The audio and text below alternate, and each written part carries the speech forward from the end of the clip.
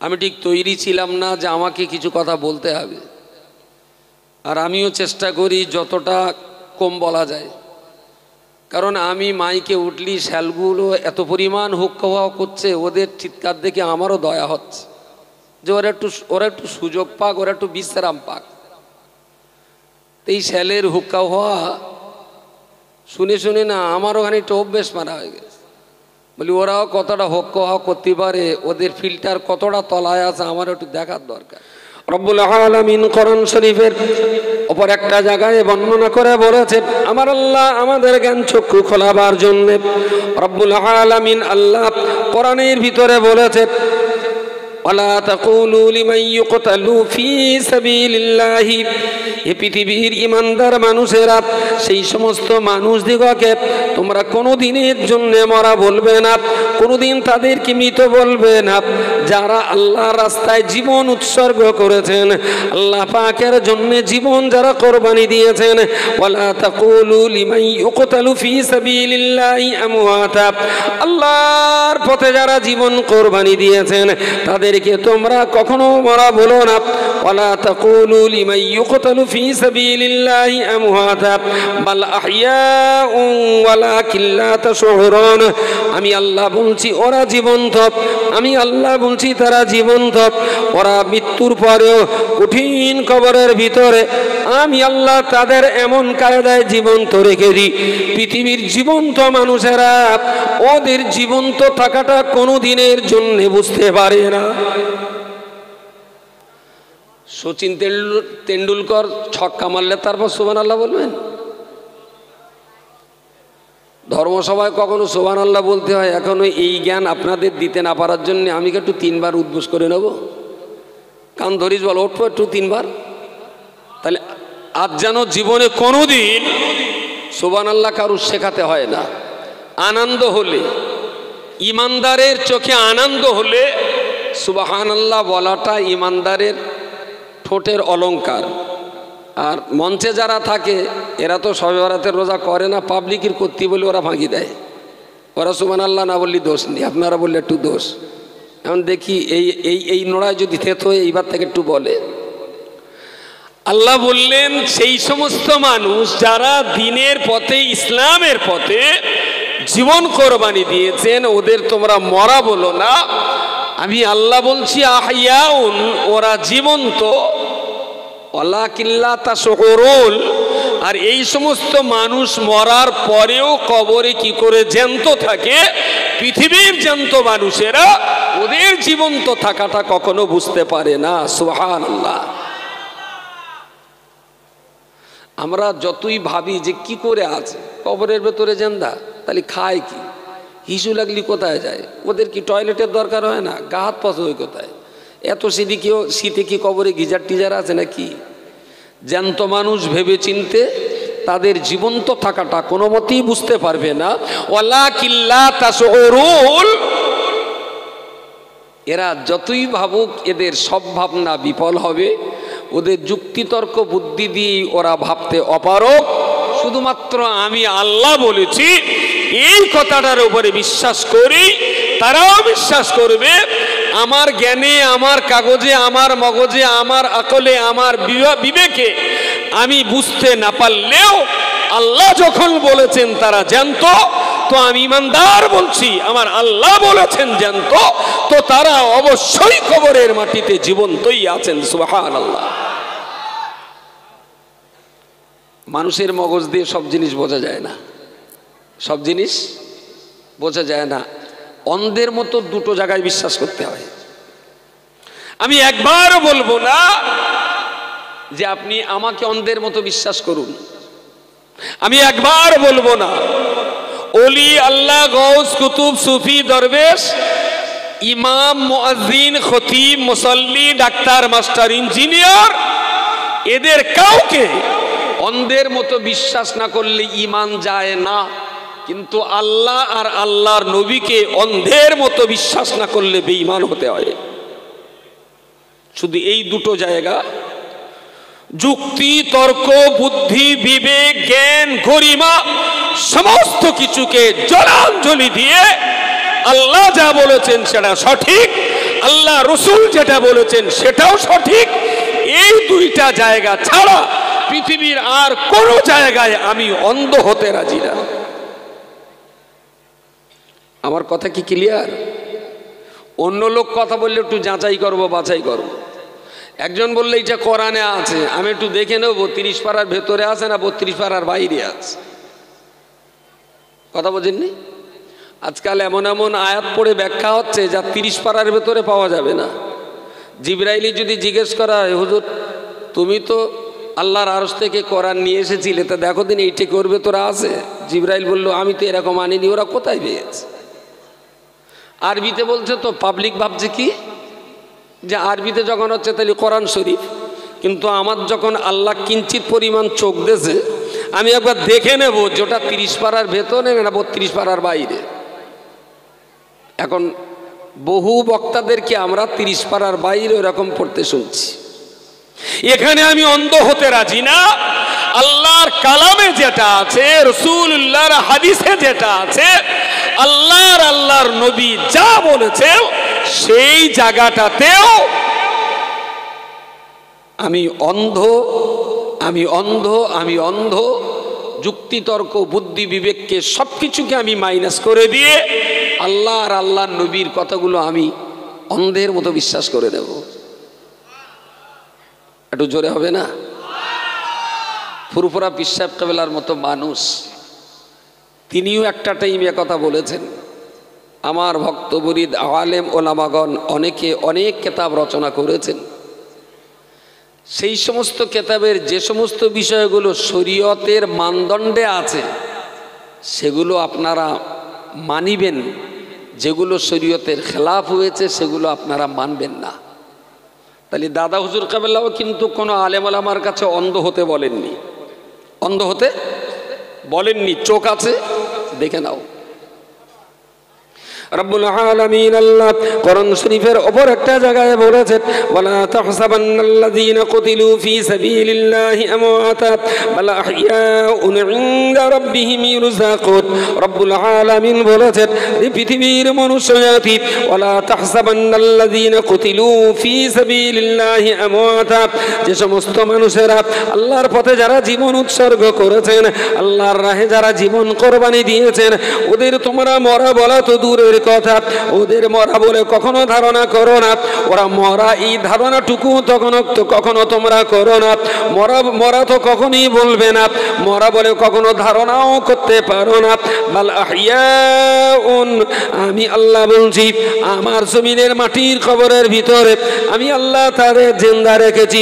শুধুমাত্র তাদের জিন্দা রাখি নাই, বরং আল্লাহ এটাও বলে দিলেন, ইনদা রাব্বিহিম ইরযাকুন। পৃথিবীর মানুষ তাদের মরা বলেছে, ওদের শ্বাস নিঃশ্বাস বন্ধ হয়ে গেছে, চলাফেরা দুনিয়ায় বন্ধ হয়ে গেছে। পৃথিবীর জমিনে তাদের চলাফেরা, শ্বাস নিঃশ্বাস, কর্মকাণ্ড বন্ধ হয়েছে বলে দুনিয়ার ইমানদার মুসলমানেরা তাদের গোসল দিয়েছে, কাফন পরিয়ে জানাজা নামাজ পড়ে দাফন করে দিয়েছে।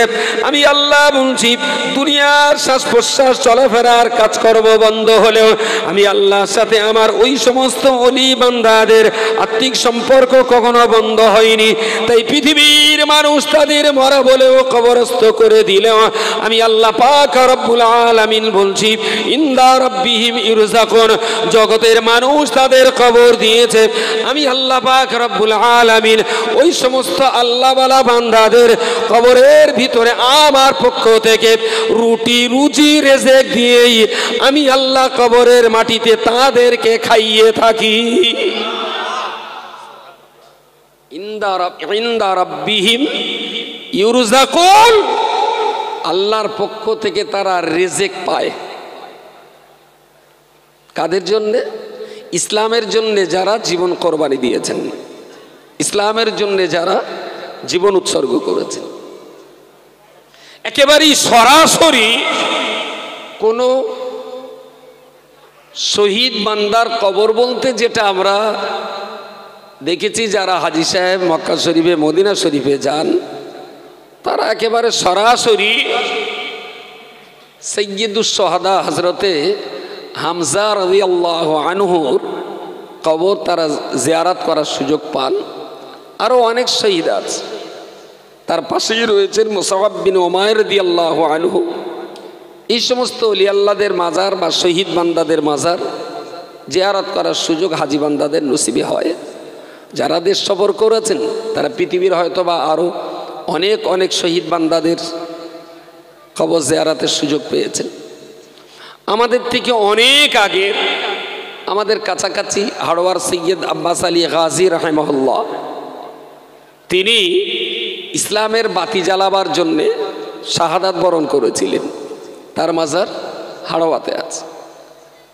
তো এই ধরনের শহীদ বান্দা যারা ধর্মযুদ্ধে ইসলামকে জিন্দা রাখার জন্যে শত্রুদের মোকাবেলায় ইসলামের ঝান্ডাকে উঁচু রাখতে যে যারা শাহাদাত বরণ করেছেন, মৃত্যুবরণ করেছেন, তারা অমর হয়ে রয়েছেন, অমর হয়ে রয়েছেন।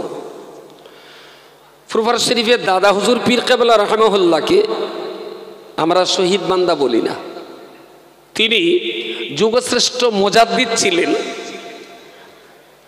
বসিরহাটের বড় মাওলানা আল্লামা রুহুল আমিন রহমাতুল্লাহ আলাইহিকে আমরা শহীদ বান্দা বলে জানি না। তবে তিনি কলম চালিয়ে জাতিকে ঈমান আর ইসলামের পথে ঠিক রাখার জন্যে পীর সাহেব কেবলার নির্দেশ ক্রমে 152 খানার অধিক কেতাব লিখে আজও রুহুল আমিন সাহেব তার কেতাবের মধ্য দিয়ে আমাদের মাঝে জিন্দা রয়েছেন। সুবহানাল্লাহ। ওই ষাটজুরি কেতাবগুলো পড়লে আজও মনে হয় তিনি জীবন্ত আছেন। এনাদেরকে আমরা শহীদ বলতে পারছি না। ধর্মযুদ্ধে তারা মৃত্যুবরণ করেননি, তাদের ইন্তেকাল ধর্মযুদ্ধে হয়নি, স্বাভাবিকভাবে ইন্তেকাল হয়েছে। তবে আল্লাহর বান্দা মনে রাখুন, ফুরফুরা শরীফের মুজাদ্দিদুজ্জামান কুতুবুল আলাম আলা হযরত মরহুম মাগফুর আবু বকর সিদ্দিক ওয়াল কুরাইশি রাহমাতুল্লাহ আলাইহি, তিনি আমাদের দেশের বাংলা ভাষাভাষী মনুষ্য জাতির মাঝখানে আল্লাহ পাক রব্বুল আলামিন তাকে মুজাদ্দিদ করে পাঠিয়েছিলেন। বাচ্চা বয়সে দাদা পীর কেবলার আম্মা জান পরিবারের মানুষজনেরা ফুরফুরার দাদা হুজুর পীর কেবলাকে ব্রিটিশ ইংরেজের কেজি স্কুলে ভর্তি করেছিলেন। দিনের শিক্ষা দেওয়ার পূর্বে, ইসলামের জ্ঞান দেওয়ার পূর্বেই তাকে ব্রিটিশ ইংরেজের ইংরেজি শিক্ষার স্কুলে ভর্তি করা হলো। পীর সাহেব কেবলা একদিন মায়ের কোলজুড়ি ঘুমিয়ে আছেন। দাদা পীর কেবলার বয়স তখন মাত্র 4 বছর। 4 বছরের বাচ্চা ছেলেটা দাদা পীরের মাম্মা, দাদা পীরের আম্মা মুহাব্বাতুন্নিসা রাহমাতুল্লাহ আলাইহা ওনার বুক জড়িয়ে শুয়ে আছেন। গভীর রাত্রিবেলাতে পীর সাহেব কেবলা শিশু বাচ্চা ছেলেটা আচমকা কান্নায় চিৎকার করে উঠলেন। মায়ের ঘুমটা ভেঙে গেল। বাচ্চাটাকে বুকের মাঝখানে জড়িয়ে ধরে কান্না থামাবার চেষ্টা করছে। বাচ্চা ছেলে আমার কোনো মতেই কান্না বন্ধ করছে না। বাবা, তোমার কি কোনো পোকামাকড়ে কামড়েছে? উনি বললেন না। তোমার কি ক্ষুধার কষ্ট হচ্ছে? উনি বললেন না। পেটের ভিতরে জ্বালা যন্ত্রণা? উনি বললেন না। স্বপ্নের ভিতরে কি ভয় পেয়েছ? উনি বললেন না। মা কোনো মতেই কান্না থামাতে পারছে না। তাহলে ক্ষুধা পাইনি, কোনো কিছুই তোমায় কামড় দেয়নি, তোমার পেটে কোনো কষ্ট নেই, স্বপ্নে তুমি কোনো ভয় পাওনি, তাহলে তোমার এই কান্নার কারণ কি হতে পারে?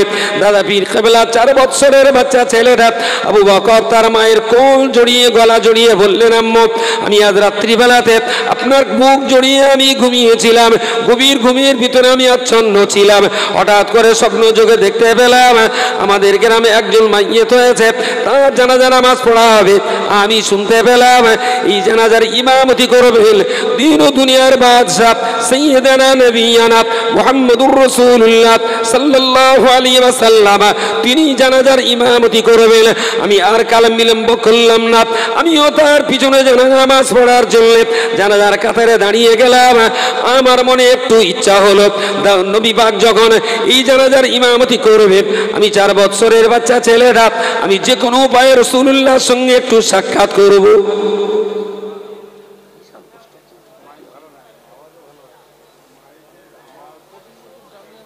আল্লাহ, 4 বছরের বাচ্চা ছেলে স্বপ্ন দেখছেন জানাজা নামাজ হবে, আর সেই জানাজার ইমাম হবেন কে? আমি কি ভাসুরির নাম জিজ্ঞেস করেছি? কবরে গেলি ওই কথাটা না বলতে পারলে তো জাহান্নাম। অন্তত এখন থেকে একটু বলা অভ্যাস করেন। দাদা হুজুর কেবলা বুঝলেন যে জানাজার ইমামতি করবেন কে? জোরে বলুন, রাসূলুল্লাহ সাল্লাল্লাহু আলাইহি ওয়াসাল্লাম। এই কথা যদি আপনার ঠোঁট দিয়ে না বেরোয়, বারবার এই কথাগুলো বলা অভ্যাস, নেশায় পরিণত করুন, তাহলে মরণের সময় নেশার ঘোরে মুখ দিয়ে কলমা বেরিয়ে যাবে। যদি অভ্যাস না থাকে, যদি নেশা না হয়, আরে নেশা তো বিড়িতে, নেশা তো তামাকে, নেশা তো খৈনিতে, আর আমি বলছি খৈনি, তামাক, বিড়ি, হিরোইন, এতে যত না নেশা আছে তার চাইতে অনেক অনেক বেশি নেশা আছে আল্লাহ আর আল্লাহর নবীর ইশক আর মহব্বতে।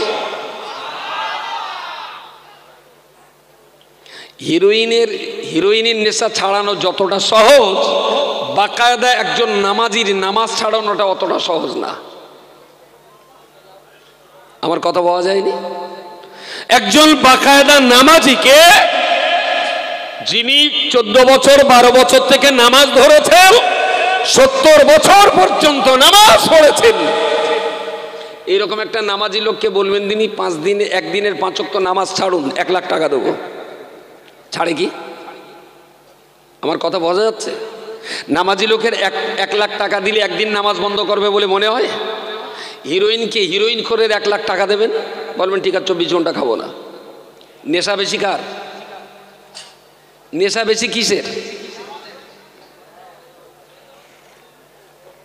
ওই সালে আবার হুক্কা বাবা করবেন, বলবেন কত বড় কাফেরের বাচ্চা, দেখেছো নামাজ আর হিরোইন এক করে দেশ। ওরা যে এত বুদ্ধি নিয়ে রাত্রি ঘুমোয় কি করে, আমি ওই টেনশনে পাগল হয়ে যাচ্ছি। 1.5 কিলো মাথা আর 1.5 কুইন্টাল বুদ্ধি, বিশাল বুদ্ধি। এই বুদ্ধি নিয়ে ওরা ঘুমোয় কি করে? পিসাব কেবলা বললেন, শুনলাম নামাজে একজন মারা গেছেন, জানাজা হবে আর ইমামতি করবেন রাসূলুল্লাহ সাল্লাল্লাহু আলাইহি ওয়াসাল্লাম। বললেন কাতারে দাঁড়ালাম, মনে হলো হুজুর যখন এই জানাজায় এসেছেন, আমাকে তো ফোন করো না, রাসূল যখন জানাজায় এসেছেন, আমাকে যে কোনো ওসিলায় রাসূলুল্লাহর সঙ্গে একটু সাক্ষাৎ, সালাম, মুসাফা করতেই হবে। জোরে বলুন সুবহানাল্লাহ। কার কথা বলছি আমি? ফুরফুরা পিসাব কাবেলার কথা বলছি। তিনি নবীর সঙ্গে সাক্ষাতের দেওয়ানা হয়েছেন। বয়স কত? বয়স অনলি 4 ইয়ার্স।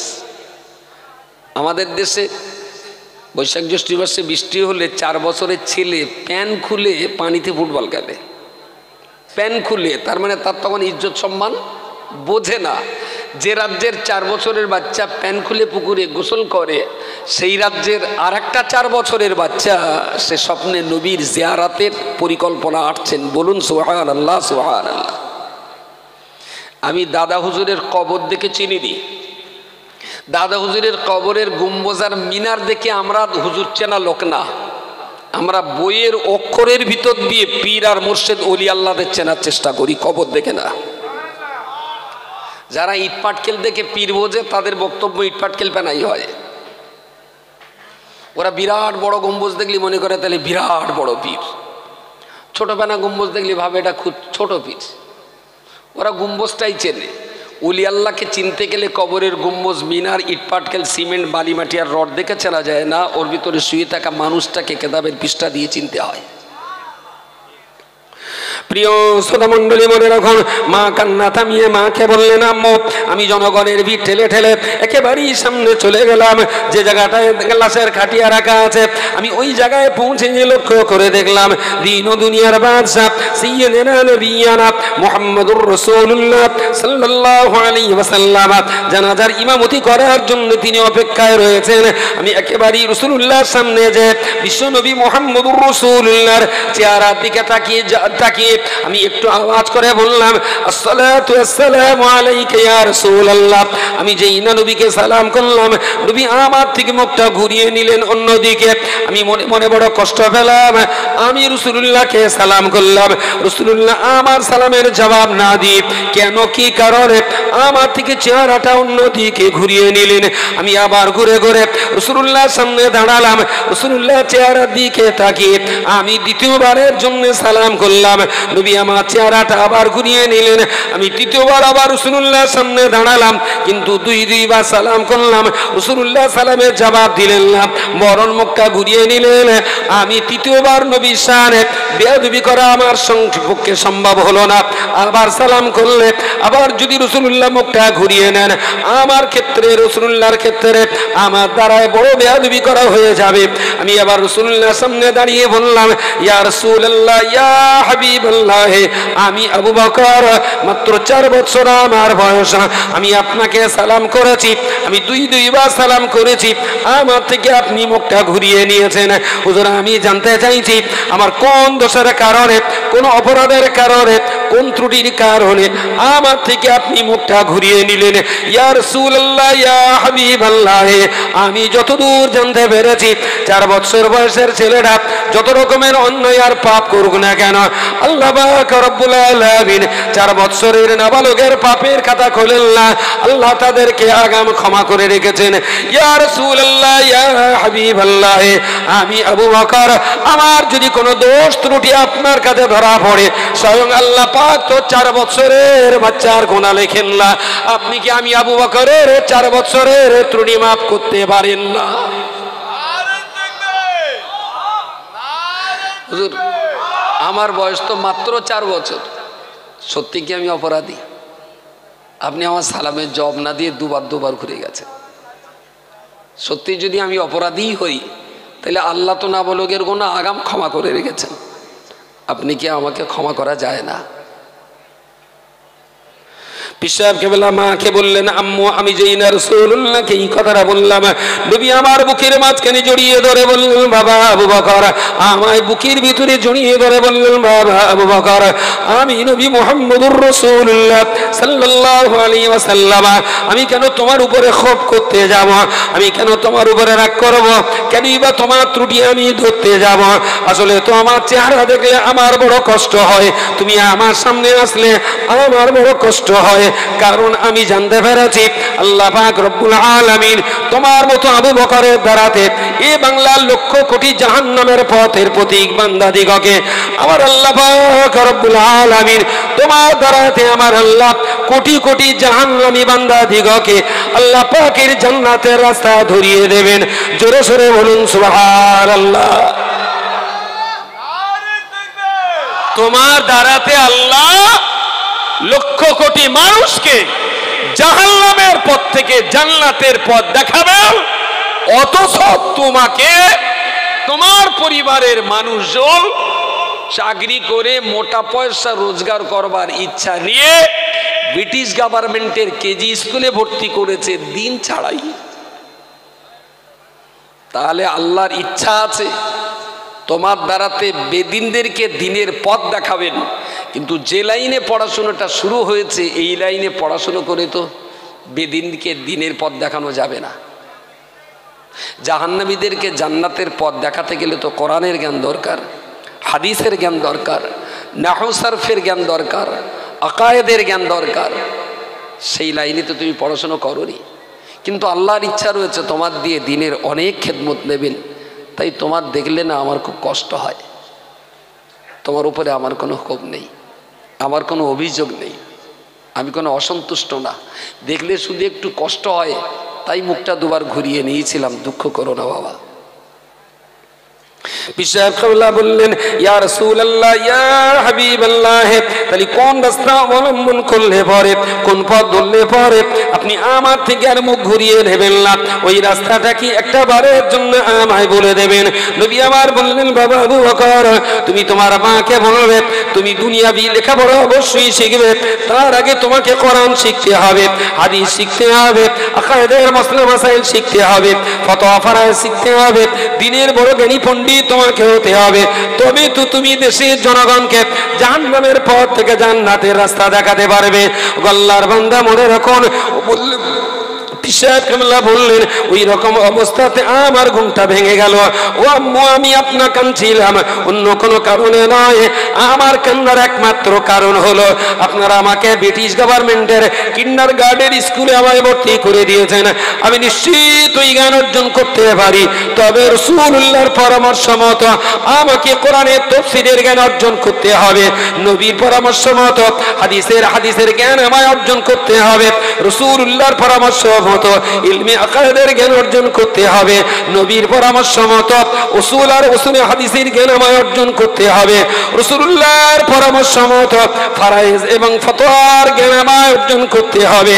আমি আগামী কাল থেকে আর কেজি স্কুলে পড়তে যাব না। আল্লাহ পাকের শরীয়ত, কোরআন, হাদিস, ইজমা, কিয়াসের যেখানে জ্ঞান দেওয়া হয় আমাকে সেই জায়গায় ভর্তি করে দিতে হবে। জোরে সোরে বলুন সুবহানাল্লাহ। ও আল্লাহর বান্দা, আমি কি জানতে পারি যে বাংলার 4 বছরের ছেলেরা উলঙ্গ অবস্থায় খেলাধুলা করতে পারে, সেই বাংলার আর এক প্রান্তের মাত্র 4 বছরের একটা বাচ্চা ছেলেটা দাদা পীর কেবলা রহমাতুল্লাহ আলাইহি 4 বছর বয়সে রাসূলুল্লাহ দ্বারাতে লেখাপড়ার লাইন তিনি পেয়ে গেলেন। স্বয়ং রাসূল পাক সাল্লাল্লাহু আলাইহি ওয়াসাল্লাম যে মানুষটার পড়াশোনার রাস্তা বলে দিতে পারেন, নিশ্চিত করে এই মানুষটা শরীয়তের খেলাফ কোনো বাতিল ফেরকার হতে পারে না।